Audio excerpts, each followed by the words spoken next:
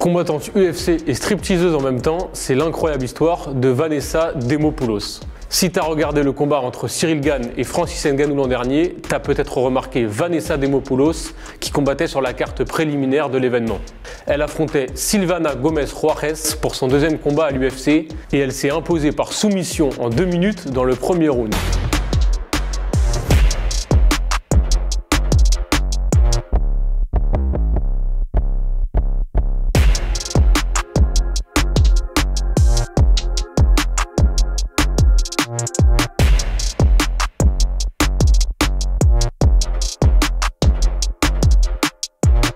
Pas mal pour une femme qui cumulait ses jobs de stripteaseuse et de combattante jusqu'à 6 semaines avant de rentrer dans l'octogone. Lors de son premier combat, c'était pareil. Elle s'entraînait au MMA le jour et allait dans son bar la nuit pour danser et faire du striptease. Un rythme hyper intense qu'elle a désormais abandonné, se consacrant uniquement aux arts martiaux.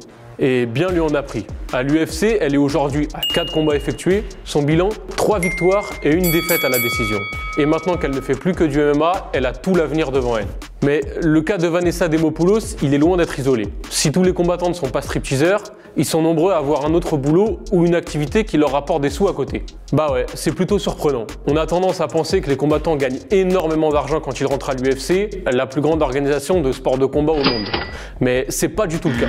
Quand un combattant est signé à l'UFC, il prend généralement le contrat minimum, soit 12 000 $ pour combattre et 12 000 $ supplémentaires en cas de victoire. Là, tu te dis que c'est plutôt pas mal.